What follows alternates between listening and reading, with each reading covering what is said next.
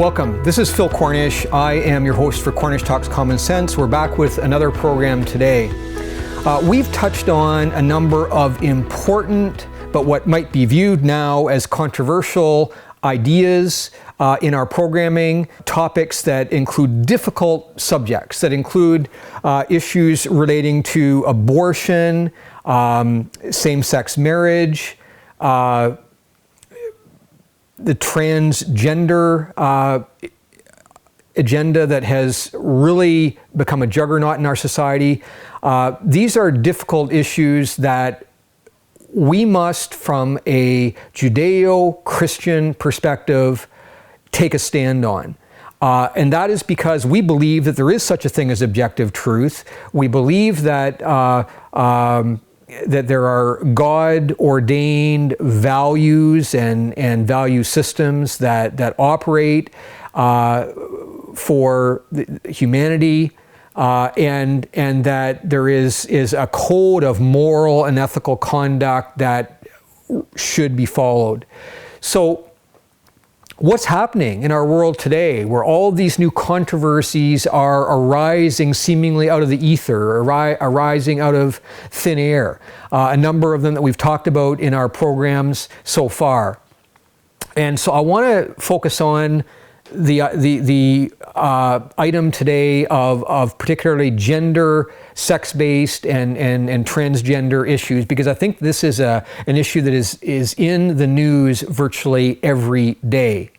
So again, we ask, why is this happening? Why is this unfolding? So remember our core principles that we talked about that are at the root of all of these points.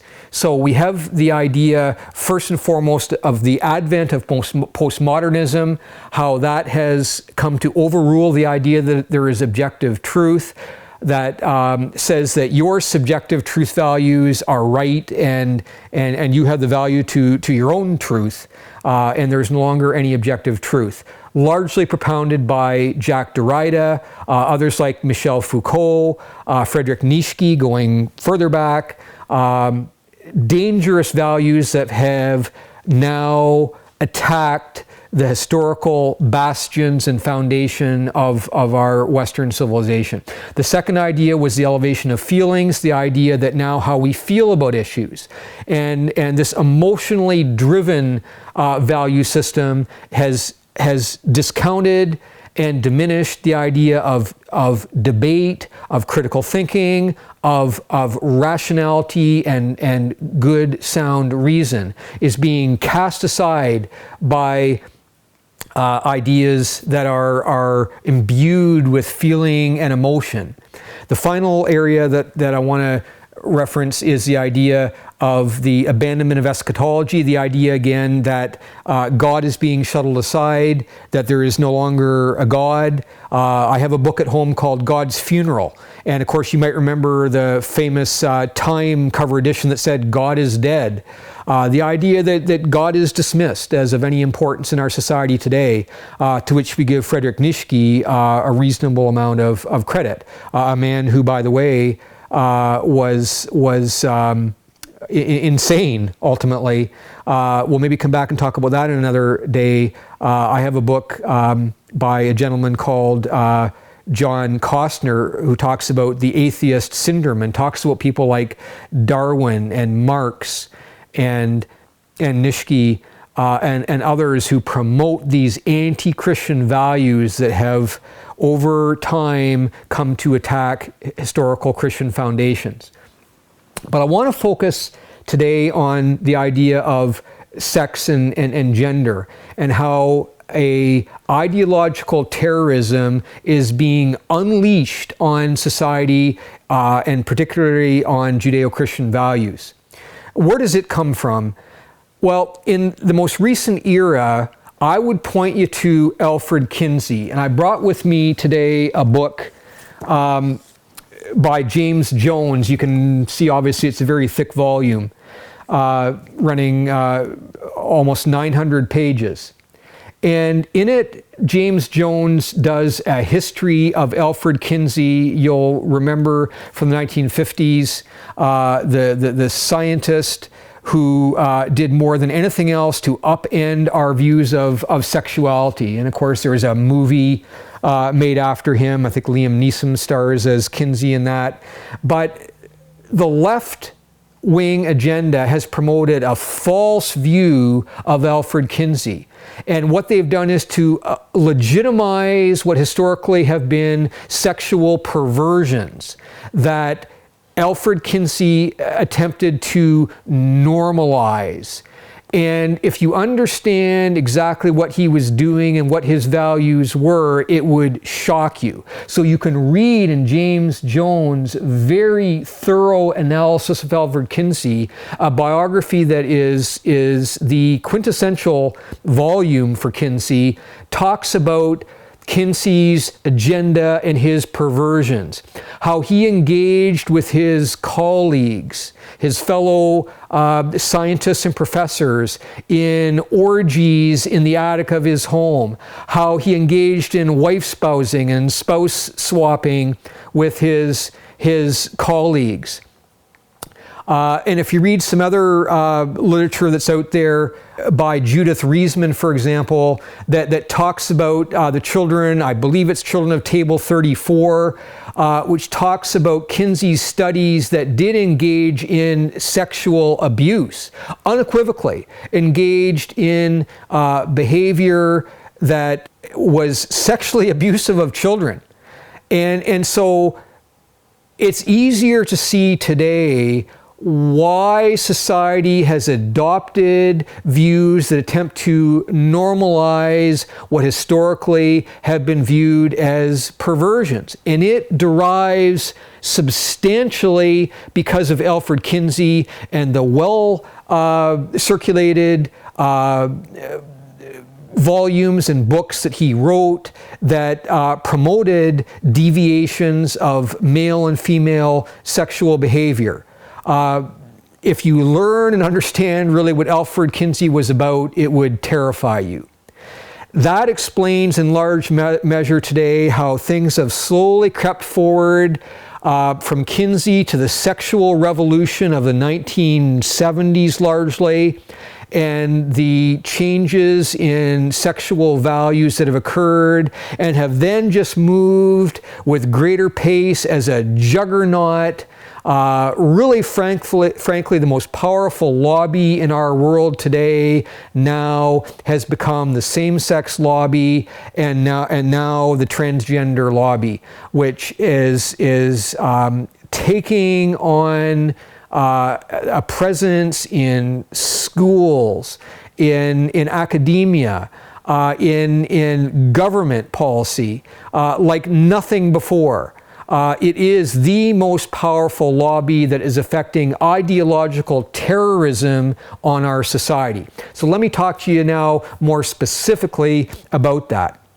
And one of the books I want to reference before I finish our topic is by a gentleman named Walt Heyer. And the book I have today by him is called Paper Genders. He also has a couple of other books.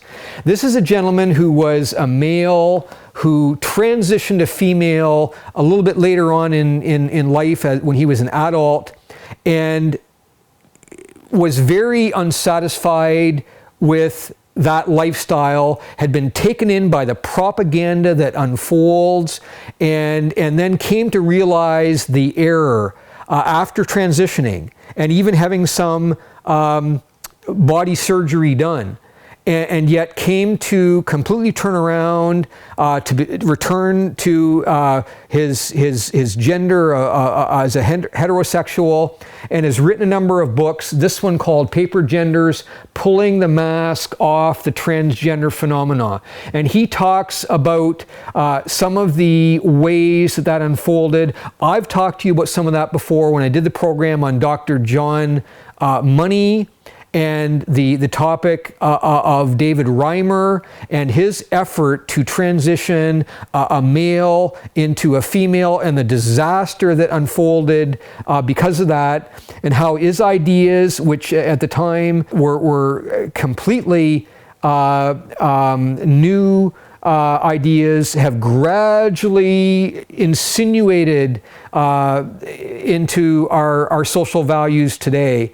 And so Walt Meyer's book is a tremendous recounting of how some of those, such as Dr. Benjamin, Dr. Money, Dr. Green, Dr. Bieber, and others, Dr. Stoller, some of these I've already talked to you about.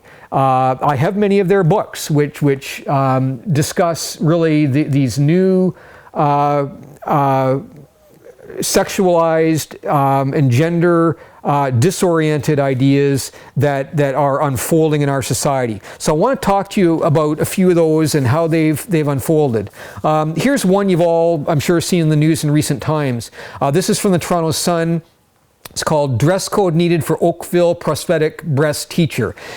This has found its way even onto Fox programming in the States, and Tucker Carlson's program, and much of the media in Canada today, at least the sort of normal media, the Toronto Sun, the National Post, some of the other media, of course, has ignored it. But this is just a scary proposition of a teacher seeking to inculcate the influence of transgenderism and transsexualized cross-dressing in a classroom with children in Oakville, Ontario. Another article I have today, grade 1 teacher says boys and girls are no different, and wanting to teach gender fluidity as of grade 1. This is an Ottawa elementary school, saying that there is no longer boys and girls, everyone's gender fluid. There's another article I have here. Trustee of Transgender Kids Charity resigns after speech was unearthed that he made to a group of, quote, minor attracted persons. You heard me in our last program use that term, minor attracted persons, which is again really code language for pedophiles, people who sexually molest children. And we could go on. Let me just reference a few others. There's an article I found in a magazine called New York Magazine, and I downloaded this or printed it out. This is from an issue of New York Magazine, January 2022. It depicts a transgender person, a woman who underwent sexual surgery, if we can call it that, to become a man. And he says, I didn't need a penis to be a man, but I needed one to be myself. And if you look closely at this picture, you'll see that he actually, or formerly she, had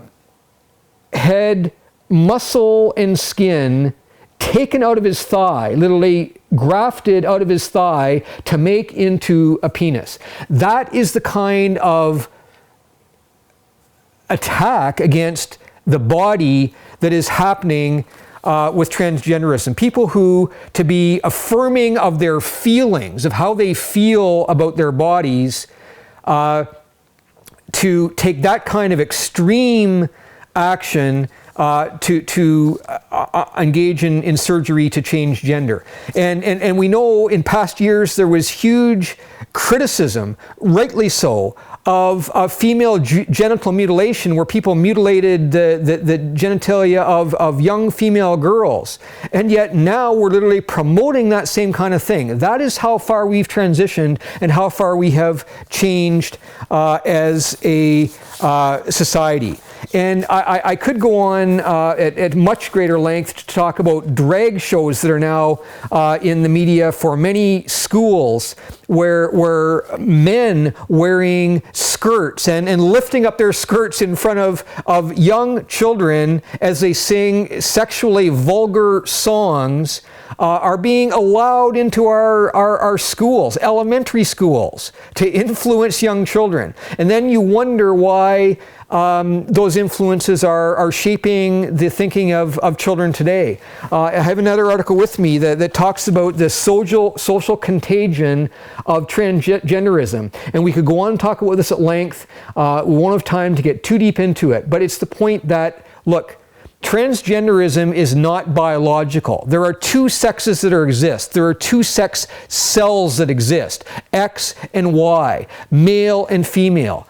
The idea of transgenderism is a social contagion. It is like a phenomena that occurs by a fad or a trend that we see happening periodically in society, a fad or a trend that capture people's minds and feelings and grows as a contagion in the same way a virus might grow in society to infiltrate people and change their thinking in this case and their feelings, and that is how transgenderism operates. But you hear that downplayed, and you won't hear people speak of that really in an open way. And so instead we have things unleashed as the following stories. Here's an article in National Post, a gentleman named Adam Zivo writing about, again, our Prime Minister Justin Trudeau on drag race, another cringy token gesture to LGBTQ.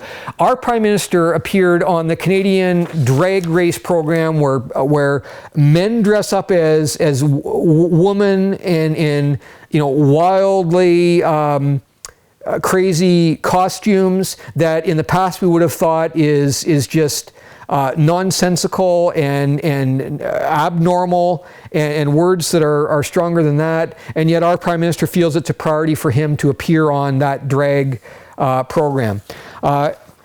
And then we have another subject. I talked about a subject like this a while ago about the gender confusion that exists and how it is mental. And you might remember I talked about a woman in Belgium who thought she was a rooster. And in the same way, we find that our minds can be controlled and captured by false ideologies that promote thinking that is just completely askew. And so I have another article taken from the Canadian site, The Conversation, talked about what are furries, and debunking myths about kids identifying as animals in litter boxes in schools. So a very similar topic to the one I did in the past, because there are people out there who in a sexualized way dress up in costumes of furry animals, which to you might, and to me, seems absurd. But this is what's happening in our world today. Conventions that are occurring where people can have transgender and other forms of abnormal sex because of their proclivity to dressing up as furries, animals, which clearly would seem to, I think, right-thinking people to be abnormal behavior. These are the kinds of ways that our minds are being corrupted by the thinking of people that I've referenced to you, like Michel Foucault, Jacques Derrida, and others who are attacking our Christian society, who are promoting ideological terrorism with ideas that are an affront to common sense, an affront to decency, an affront to behavioral norms, and an affront to common sense. Pay attention to these reports of stories in our news media. Some of them are being hidden from you. Some of those are not being disclosed in mainstream media, and they are reshaping our values as a society and as a civilization in ways that are beyond simply abnormal, that are so askew and so perverse that they are taking our society into the depths of what can only be described as depravity. That's all the time we have for this program. There is much more that I would like to get into, but I think we'll end our program there for today. Thanks for joining in.